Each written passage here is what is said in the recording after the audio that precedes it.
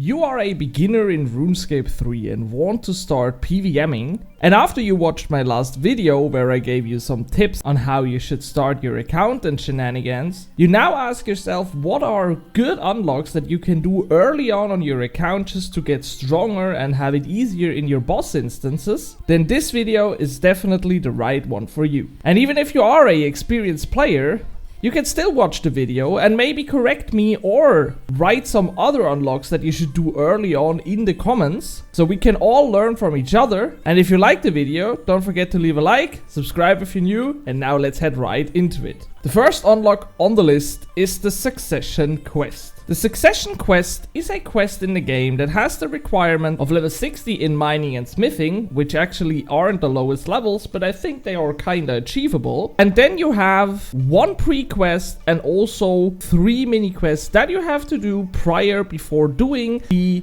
Succession quest. But the quest itself is really good, because it has essentially 2 bonuses that will be unlocked thanks to the Succession quest. The first one is that you now have unlocked your dive ability. Dive ability is basically a movement ability, just like, for example, Surge, where you need level 5 in agility to unlock it, and as I mentioned, the Succession quest. But other than with Surge, you do not just dive straight into the way your account is looking, and rather you can click where you should dive at. And this is definitely an ability that is really useful in a lot of bossing encounters. Maybe not in the beginner ones, but especially when you are at the mid or high level bosses, it can be really useful to dive at a certain place in the right time. So unlocking this early on is definitely advisable. But you have a second thing that you will unlock with this quest, and this is the ability to add the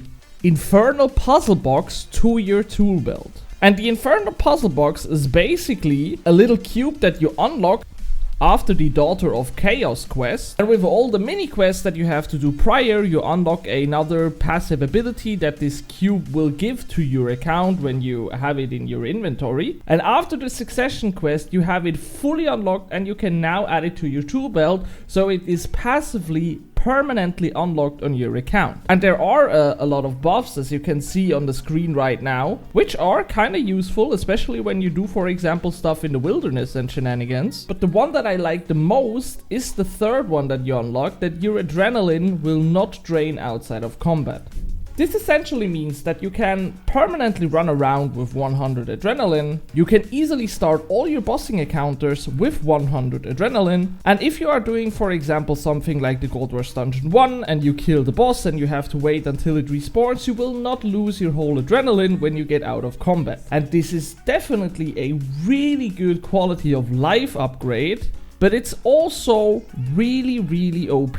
So unlocking this early on your account is definitely one of the best things you can do. Second on the list, I have the Asylum Sergeant ring. This is a ring that I already mentioned in my last video, but I still think it's so good that I can advise it twice. And the Asylum Sergeant ring is a ring that you can unlock by doing the Broken Home quest with the 3 challenges that are stick to it. And this sounds a little bit harder, but actually is kinda easy. You just need a little bit of time, and you can easily watch the guide of Frasco. If you don't know him, he does a lot of good questing guides on YouTube, and he also has a clean guide that shows you how you get these challenges done. After you have completed the Broken Home quest with all the challenges, and you have unlocked the Asylum Sergeant ring, you need level 85 in defense to wear it, and then you have a ring with really good style bonuses. So he gives you a 21 bonus in every combat style, which essentially means you do more damage. And you also have a passive effect on it, which is that it has a 10% chance to prevent you from adrenaline loss when using a threshold ability, and a 40% chance of saving 25% of special attacks adrenaline. For example, when you use a special attack of your weapon, you have a 40% to save 25% of the adrenaline. And this sounds again complicated, but it's kind of easy. You will have just more adrenaline while fighting, because you wear this ring because it has good stats, and then it passively also saves you here and then a lot of adrenaline. So it's definitely a really good unlock early on your account, and the best thing is it does not cost anything, you just need to do the quest and the challenges. Next up, we have another ring, and it's the Ring of Vigor. The Ring of Vigor is a ring that you can unlock after level 62 in Dungeoneering and 50,000 Dungeoneering tokens in the Dungeoneering reward shop. And this ring has some okay stats, so it's definitely worse stats-wise than the Asylum Sergeant ring, but it has a passive effect that when you use a ultimate ability, that you save 10% of your adrenaline. So for example, when I use a ultimate ability and it normally uses all of my adrenaline, so I have 0 after it. With this ring equipped, it only uses 90,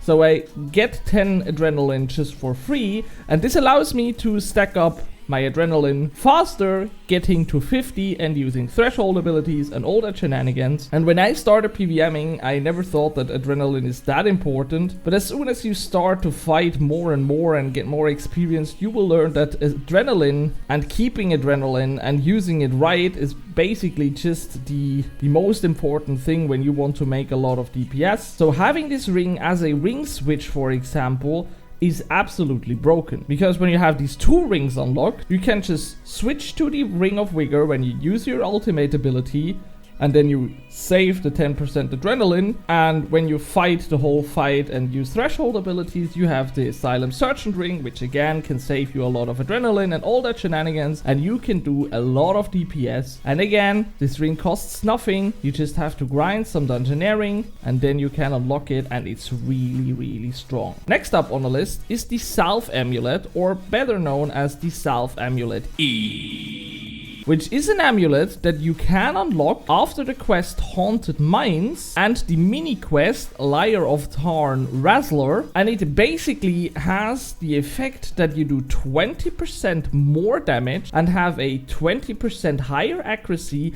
when fighting undead monsters. There are a lot of creeps in the game that are undead, and when you have this amulet, that is really easy to unlock, because I think the quest takes about 10 minutes and the mini quest also about 10 minutes. And after that, you have a 20% higher accuracy and 20% more damage just for free. This is absolutely insane. And it's definitely one of the best unlocks you can do, if not the best unlock that you can do if you fight, for example, a undead boss. If you watch my Bronzeman journey, you know that I did this quest before killing Oseos, so the Rex Matriarch for Necromancy, who is a undead creep. And in my series, I also showed how long it took me to kill the boss before the amulet and after, and it was definitely a change that you could notice, and it's just so OP, because again, it's free, it's easy to unlock, and it has such good bonuses. Next up on the list, we have the Devotion and the Sacrifice abilities. These abilities are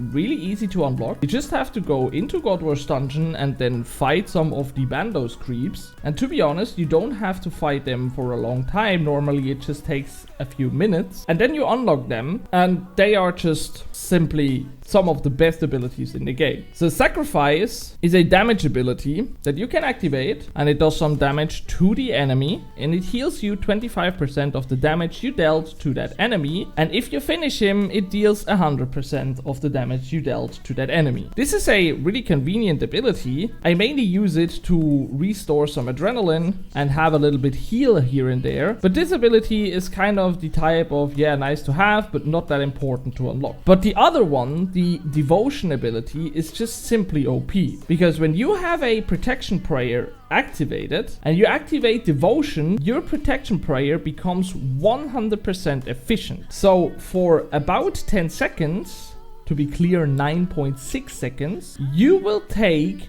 no damage from the style that your protection prayer is on. And this is an ability that will not only make you a lot tankier and makes every boss kill way easier. The best example for me is when I made Suck on my Bronzeman account. Before I had Devotion, I really struggled with all the waves and to get to Suck in the first place. And after I unlocked Devotion, it got really easy and I just cruised through it. But also when you don't do high level bossing, against every bossing encounters, it can just make your kills easier. It can save you some food, and it can also save you kills here and there and prevent you from dying.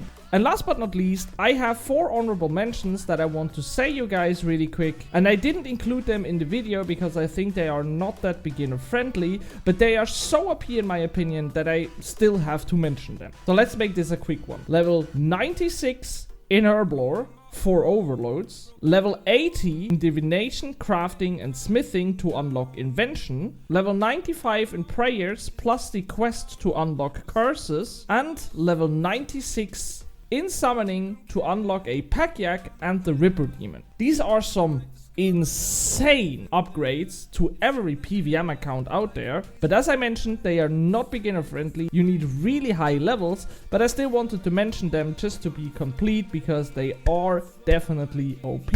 And if you have a lot of time or a lot of money and you want to spend them in a long grind, take one of these 4 and I swear to God, they are definitely worth it. And as you might think, there are definitely way more things that you can unlock on your account to get stronger. And if you want to see a second video on this topic, just leave a comment and tell me about it. And now I think we will see us in the next video. Have a nice day and good luck on your bossing kills. Bye!